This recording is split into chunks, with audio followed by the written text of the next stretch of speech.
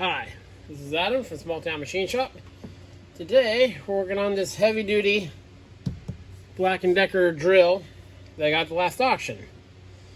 Now I don't know if I mentioned it before, but it wasn't working in forward, only in reverse. So I got plugged in here. As you can see, sorry it's really loud, that's working in forward now. Okay, this is all the way, this right here, the shift collar is how you change direction. This is reverse.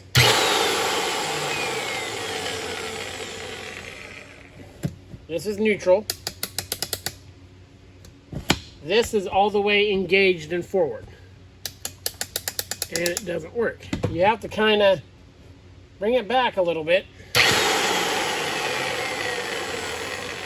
And then it works fine. Unplug it now. Now I just figured that out when I was setting the camera up for the video.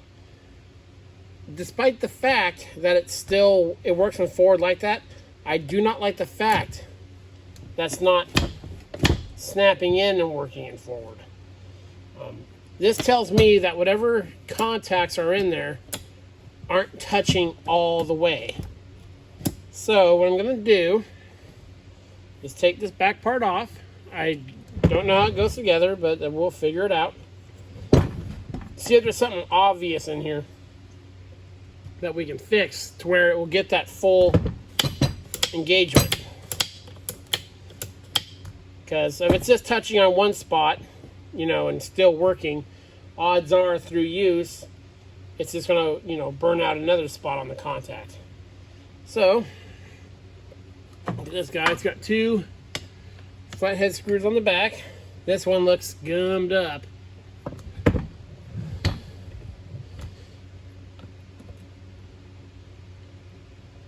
That one came out okay. Get it loose. This one here, let's see if I show you there. Yep, someone's been at her with a too small screwdriver.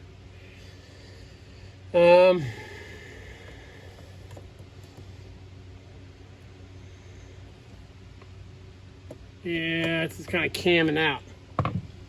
Okay, what I'm going to do is I got a chisel and a hammer when I saw that. This is not a circumstance where I like to use an impact, an impact driver, because when you use the impact driver, yes, it twists, but it also sends forces this way. Now this is a magnesium or aluminum housing. I don't want to send shocks in there that might damage the threads. With a small chisel, I can get, this is a pretty big slot, I can get at it and work it around and minimize that. Now the other one came out pretty loose, so I don't think this will take much. Let me zoom you in here. Zoomy, there we go. I'm just going to put it on what's left of this at as steep as angle as I can get away with.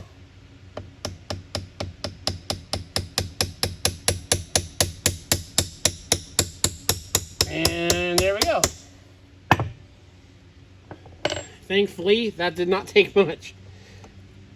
Yeah, okay. When I put these in, obviously, I'm not going to put that guy back in. I'll probably put 2 socket head cap screws on both ends. So let me zoom you out just a bit. Okay. So now, again, the tool is unplugged. Let me take these 2 screws out and see where that gets us. There's a lot more moving than I was thinking. Hopefully we don't get a spring action that launches everything apart. But if we do, we'll learn how to put those springs back in, so.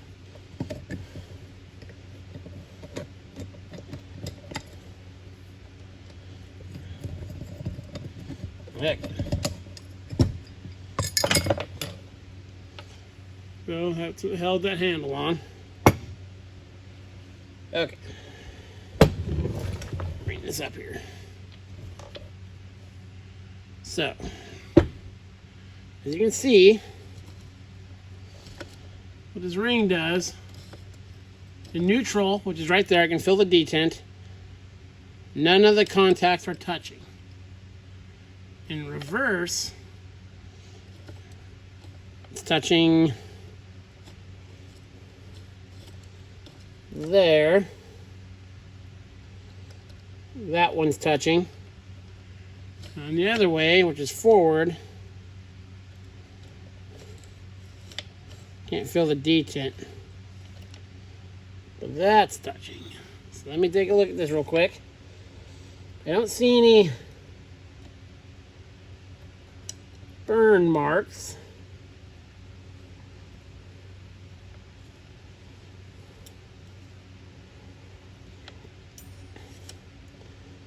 Let's see, this is all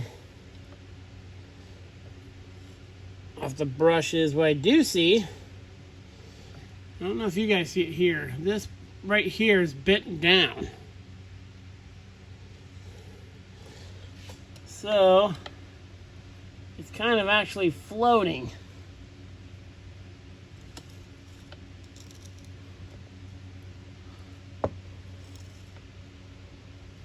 I don't see any. I was expecting to see some burn marks on one of these contact ends.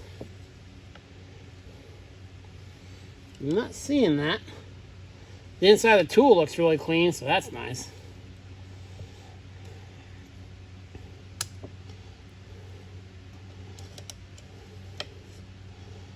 Okay, I'm going to find something to prop this up with, and I'll bring you back.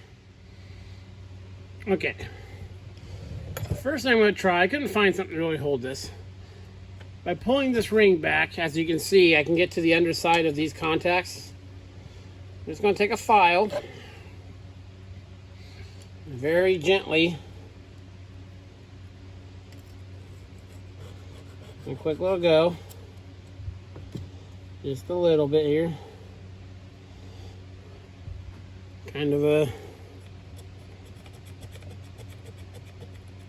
brighten that up.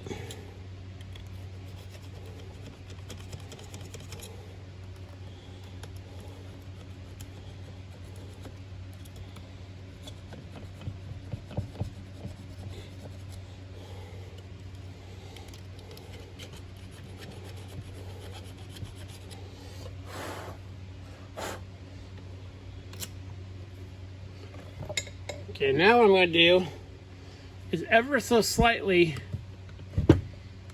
bend those 4 tabs on the rotating section down just a bit.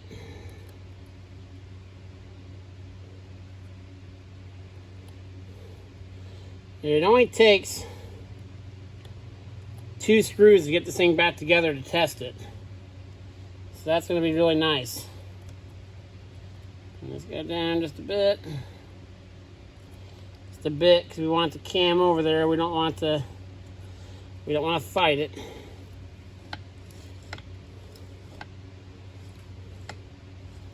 That seals pretty good. So,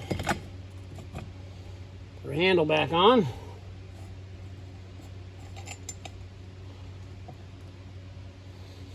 Put our screws back in temporarily here.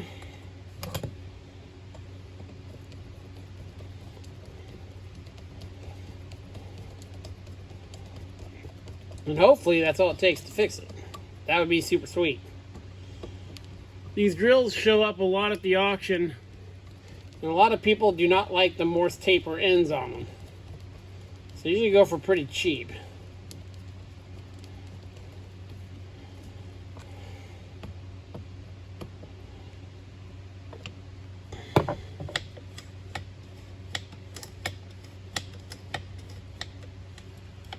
Okay, so I'll get that plugged back in and see how we did. I'll bring you back. Okay, we got it plugged back in. I'm not actually sure why I stopped the camera to do that, but here we go. So this should be in reverse.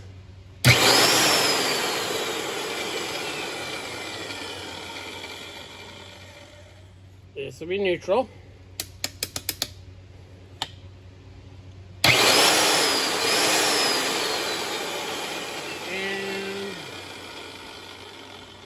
that is forward.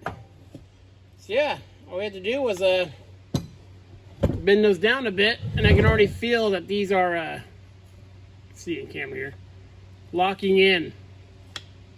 You know, I don't know if you can hear that. It's kind of a distinctive click now. So yeah, super cool that that's all it was. I'm going to try to pick up a few more of these. They had some that have handles off the top. I put a tool in the end of it, and there's very, very little run out in the end of this. So I have some ideas for building a holder for it, for almost like a very short ranged, because you can put a boring head in there. I have a boring head on a Morse taper shank, so it's certainly fun with this bolt pattern here. You know, it gives us options for mounting it different ways. So yeah, that's how to adjust the contacts on your Black & Decker heavy duty drill. This is Adam from Small Town Machine Shop. Please comment, like, and subscribe, and thanks for watching.